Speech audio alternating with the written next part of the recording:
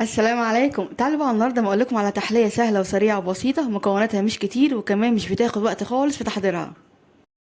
والاهم بقى من كل ده كمان ان هي كده بدون فرن بدون بيض بدون كريمه، يعني حاجه كده بسيطه جدا. وهنعملها كمان النهارده بنوع فاكهه كده كلنا بنحبه ومفيش حد فينا كده بيختلف عليه. تعالوا بقى بينا كده نبدا بوصفتنا القمر النهارده كده دي على طول عشان نشوف المقادير وكمان طريقه التحضير. قبل اي شيء بقى عايزين نعمل لايك وشير للفيديو الجميل ده كده على طول علشان يوصل لاكبر عدد من الناس، وكمان الاشتراك في القناه لو لسه مش مشتركين وتفعيل زر الجرس علشان يوصل لكم الاشعار بكل الوصفات الجديده. تعالوا بينا نبدا.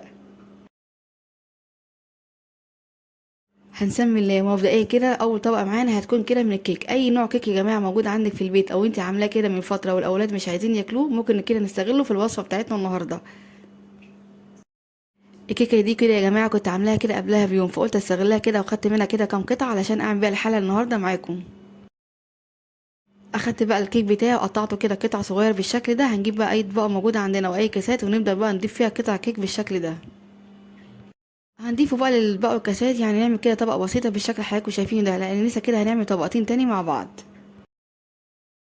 هنسيب بقى الاطباق بتاعتنا كده على جنب وتعالوا بقى نجهز مع بعض كده الطبقه التانية. وعلشان اجهزها احتاج ليها معايا هنا كزرولة هضيف فيها كوبايتين ونص من الحليب، هضيف كمان عليهم 3 معالق كبار من النشا ومعلقه كبيره كده من الدقيق. بعد كده هبدا اضيف عليهم 3 معالق كبار من السكر هنا يا جماعه كان مناسب جدا، لو حابه بقى تزودي او تقللي عن كده زي ما انت عايزه. بعد كده هبدا اضيف عليهم معلقه كده كبيره من كريم شانتيه البودر الخام بدون سكر. هنجيب بقى المضرب ونبدا بقى نضرب المكونات دي او نقلبها كويس جدا مع بعض كده قبل ما نبدا نرفعها كده على النار.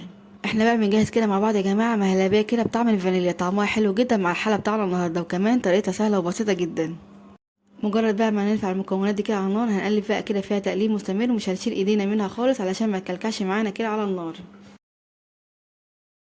او بقى ما الخليط بتاعنا كده يبدا يغلي قوامه يتقل معانا بالشكل ده، هنضيف له كده معلقه كبيره من الزبده وكمان معايا هنا معلقه صغيره من الفانيليا. هنقلب بقى المكونات مع بعض كده تقلبتين تلاتة بالشكل ده. بعد كده بقى هنرفعها كده مع النار ويبقى مجهزنا مع بعض كده اجمل ولازم مهلبيه بطعم الفانيليا سهله وبسيطه جدا. مباشر كده على طول بقى هنجيب بقى الكاسات او الاطباق بتاعتنا اللي احنا ضايفين فيها كده طبقه الكيك ونبدا نضيف ليها طبقه البودنج اللي احنا جهزناها كده مع بعض بطريقه كده مباشره قبل ما تبدا تبرد معانا، علشان لو بردت معاكي مش هتقدري كده تضيفيها للاطباق بكل سهوله.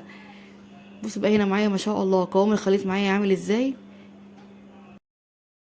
بعد كده هنسيبها بقى على جنب لحد ما تبرد معانا، وتعالوا بقى نجهز كده مع بعض الطبقه التالتة. الطبقة التالتة بقى يا جماعة هتكون معانا كده عبارة عن مهلبية المانجا، طعمها حلو جدا وسهلة وبسيطة. هحتاج ليها هنا معايا كوبايتين من عصير المانجا واضيف كمان عليهم كده 3 معالق كبار من النشا.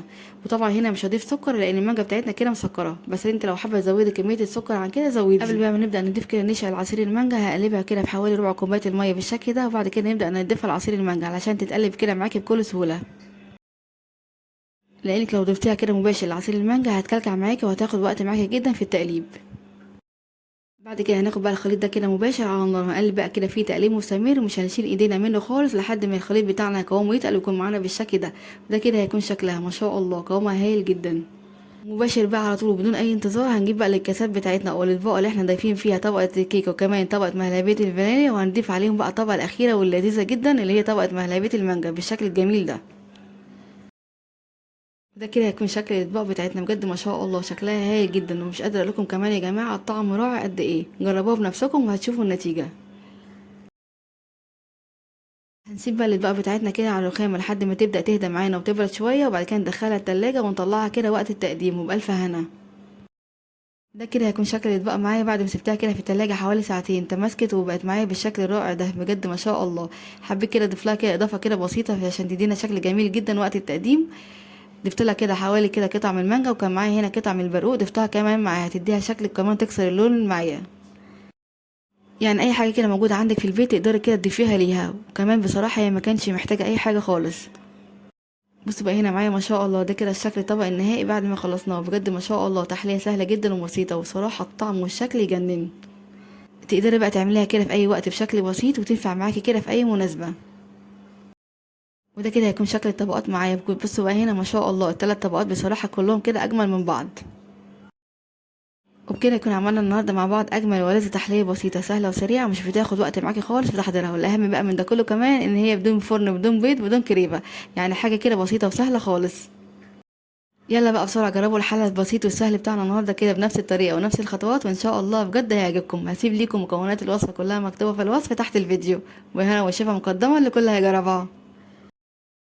لو عجبكم بقى فيديو النهارده وصفة النهارده، ما تنسوش بقى تعملوا لايك وشير للفيديو الجميل ده كده على طول، علشان يوصل لاكبر عدد من الناس. وكمان الاشتراك في القناه لو لسه مش مشتركين، وتفعيل زر الجرس علشان يوصل لكم الاشعار بكل الوصفات الجديده. اشوفكم على خير ان شاء الله في فيديو جديد. مع السلامه.